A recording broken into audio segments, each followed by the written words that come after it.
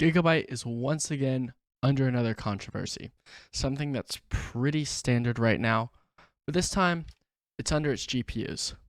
And I actually have one. Let's figure out what's going on and if you really need to worry about this.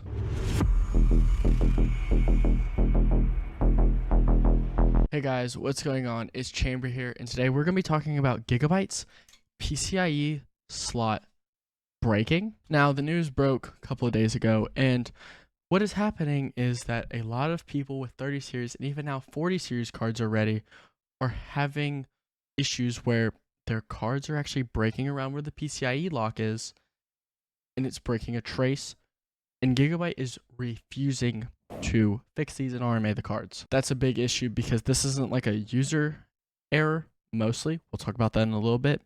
This is a design issue.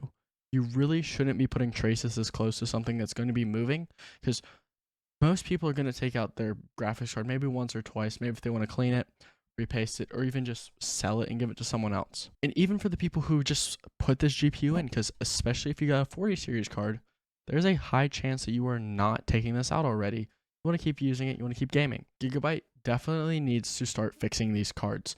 This is showing that Gigabyte really doesn't care about the consumer. They just want the money. They just want to give you the product, never want to hear from you again. And when issues do arise, you're out on your own. Gotta talk to someone else. And these people can be either expensive or maybe not trustworthy, or there's no one in your area to fix a graphics card. Meaning your best option would just be to buy another one. And as we all know, graphics cards are not the cheapest thing anymore. Maybe there's a way that we can fix this and no longer have to worry about this issue. Now, in one of the early 4090 videos I made before the 4090s were even out, I talked about how one thing I really want to see in 4090 designs is actually right here connecting the IO plate to the cooler itself. This gives it a lot more rigidity. I think J2Sense even talked about it in his video. This does help. This is something EVGA always did right, and a reason that we need someone like EVGA back in the space. Their 3090 Ti's, literally, they were super heavy cards, but they wouldn't move. Like, they had zero sag because they had support here. So Gigabyte and all other GPU manufacturers, please fix this. Just please put some screws in here and connect it. It's going to help so much with rigidity and GPU sag, especially with something like this. This is a over 3 slot card. It's a massive GPU, and giving as much support as possible to the case is going to help it. Another thing could just be increasing the IO slot, like make it the full 3 slots, because you're not going to be able to put anything here. You can connect it here, give it a little more rigidity. It's going to help as well. And I think the most obvious fix here is don't put any traces right next to the PCI Express lock. There's no reason to put any there. I understand they're deeper, like in the PCB. I think they're a couple layers in.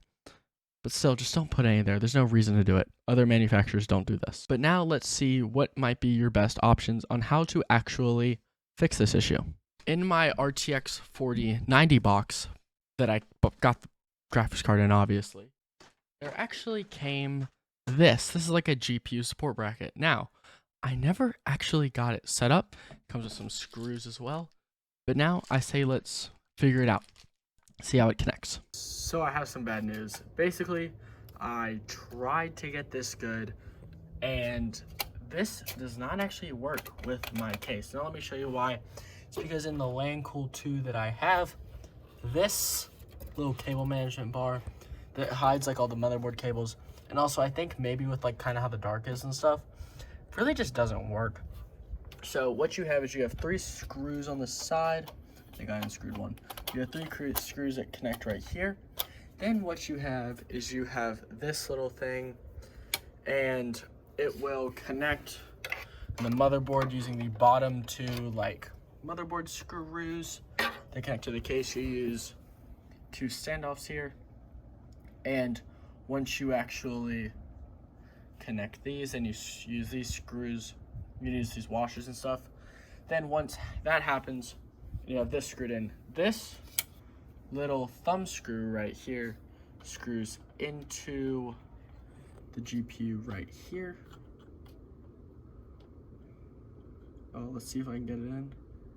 Yep, so you screw that in, and you'll screw it into one side. It kind of just depends, I guess, on the size of the motherboard, how big the GPU is. This will fix the sag. Sadly, it does not work on my case.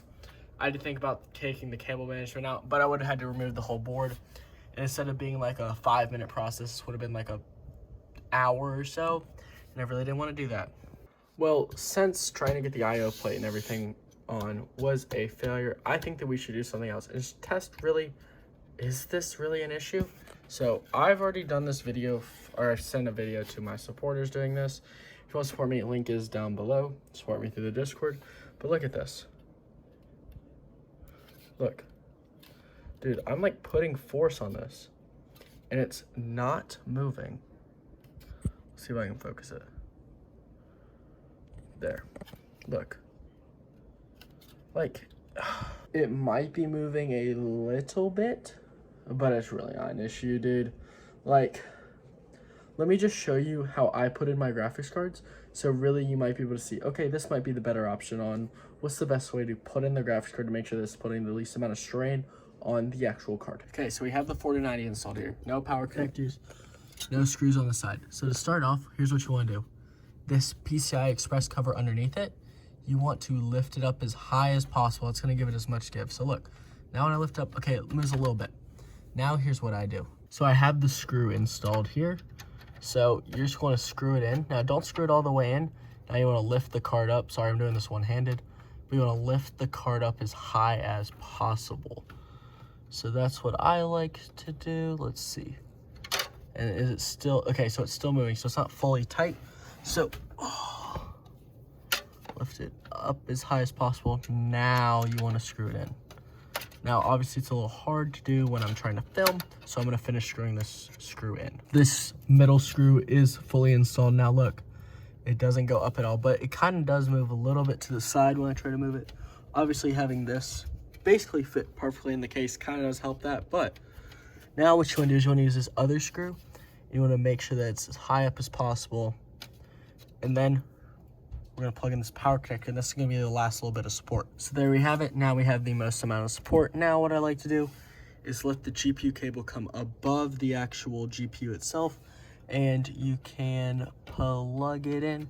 Make sure that on the 16 pin, obviously, it is fully engaged. And boom, you have basically the most support that I can get. If I wanted to, maybe I could put a little something like right here to kind of hold it up. That might be something I do at some point.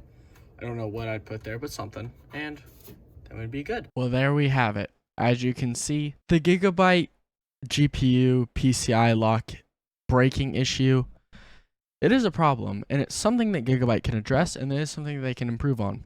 They should be emitting RMAs for this, I 100% agree, but there are some steps that you can take to prevent this, including one that Gigabyte actually provides in the box, something that a lot of the mainstream media is choosing to ignore. I hope Gigabyte does choose to actually acknowledge this and talk about it. But for now, if you guys want to support me, hit the link down below. This way I can afford more hardware and even talk about some of these problems. I was able to afford my 4090 because of you guys. Can't thank you enough for that. But I'll see you guys later. Hit the like button down below. Subscribe. Peace.